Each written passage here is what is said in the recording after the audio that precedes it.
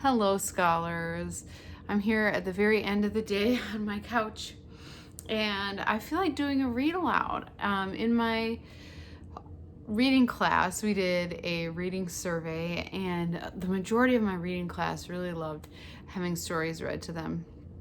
And I think it's a really great way for us to connect a little bit more and for me to read out loud because I really love to do that. Okay. So the story that I chose that we're going to read is called The Wild Robot. Let's read the synopsis first. Can a robot survive in the wilderness?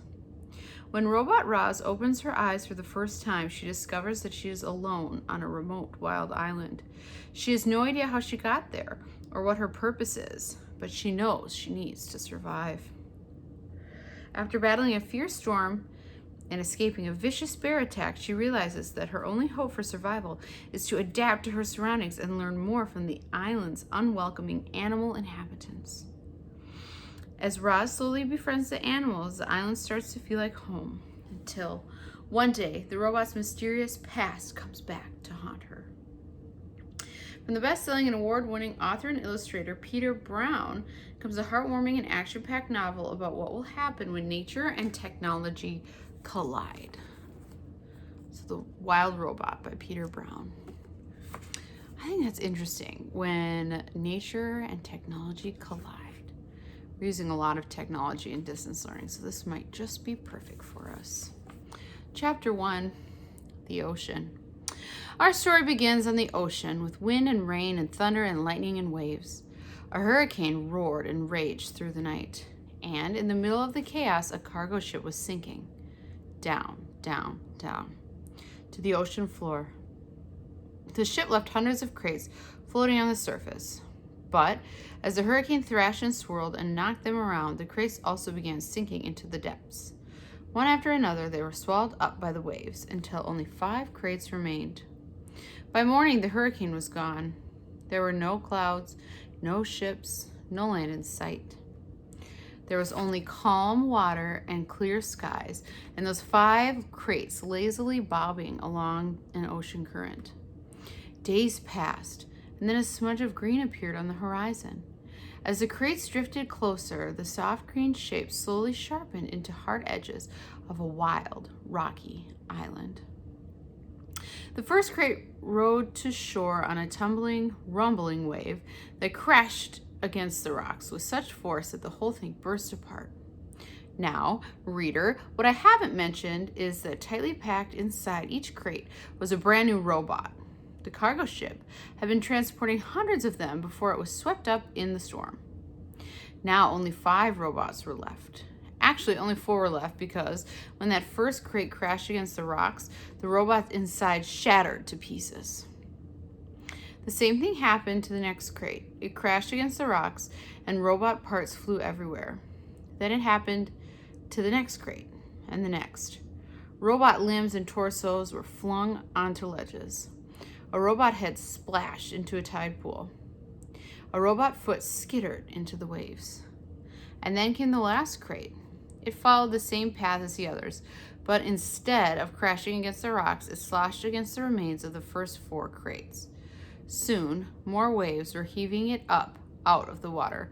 It soared through the air, spinning and glistening until it slammed down onto a tall shelf of rock. The crate was cracked and crumpled, but the robot inside was safe. So here are the rocks that they all crashed on, and then there's the crate that survived. Chapter 2, The Otters. The island's northern shore had become something of a robot gravesite. Scattered across the rocks were the broken bodies of 4 dead robots. They sparkled in the early morning light, and their sparkles caught the attention of some very curious creatures. A gang of sea otters was romping through the shallows when one of them noticed the sparkling objects. The otters all froze. They raised their noses to the wind, but they smelled only the sea. So they cautiously crept over the rocks to take a closer look. The gang slowly approached a robot torso. The biggest otter stuck out his paw, swatted the heavy thing, and quickly jumped back. But nothing happened. So they wriggled over to a robot hand. Another brave otter stuck out her paw and flipped the hand over. It made a lovely clinking sound on the rocks, and the otters squeaked with delight.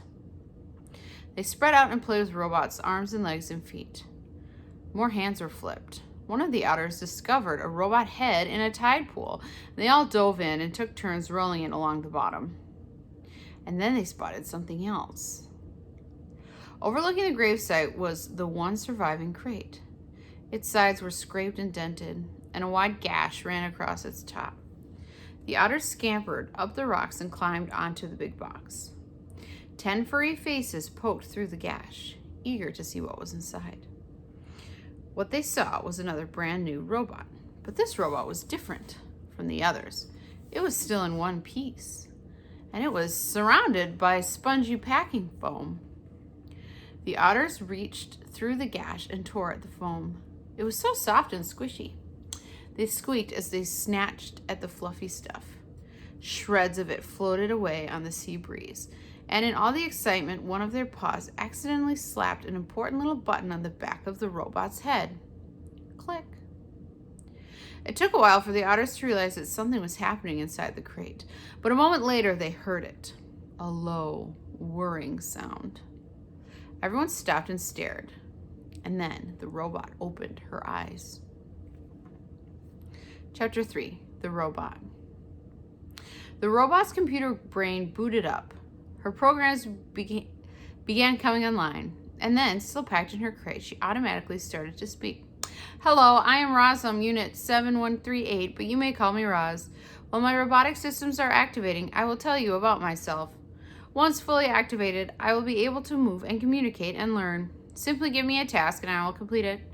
Over time, I will find better ways of completing my tasks. I will become a better robot. When I am not needed, I will stay out of the way and keep myself in good working order. Thank you for your time. Excuse me.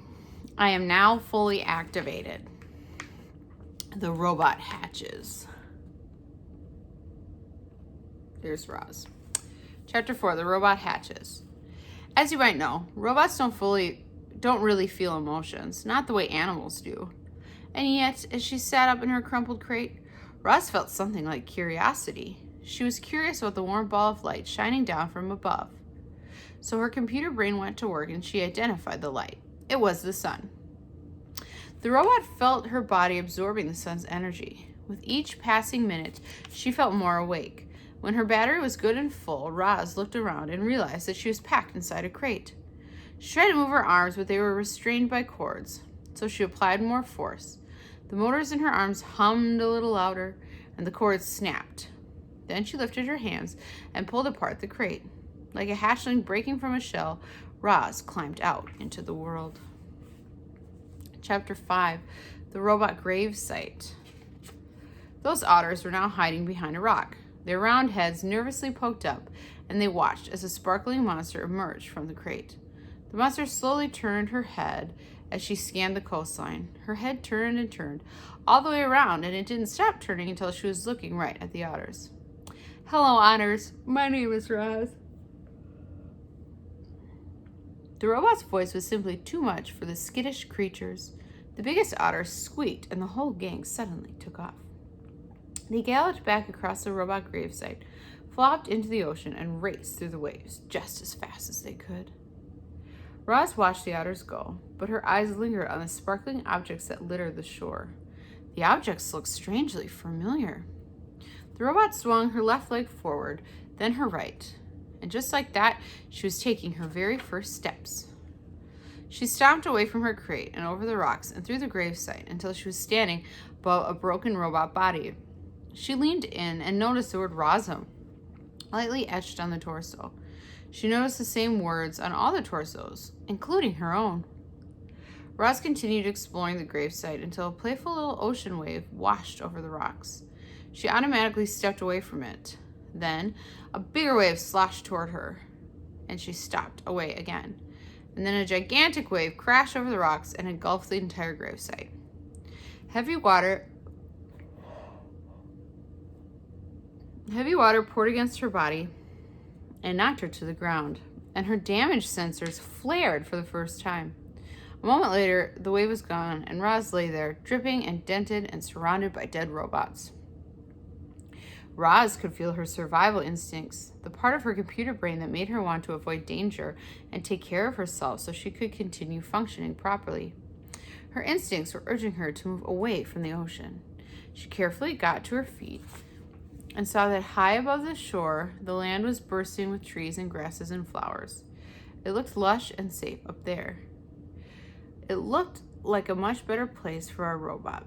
She had just one problem. To get up there, she would have to climb the sea cliffs. Okay, scholars, so that's chapters 1 through 5. And tomorrow we will be reading about another 10 minutes. Have an awesome afternoon. I hope that you had a good day distance learning today, and I'll see you tomorrow. Bye, friends.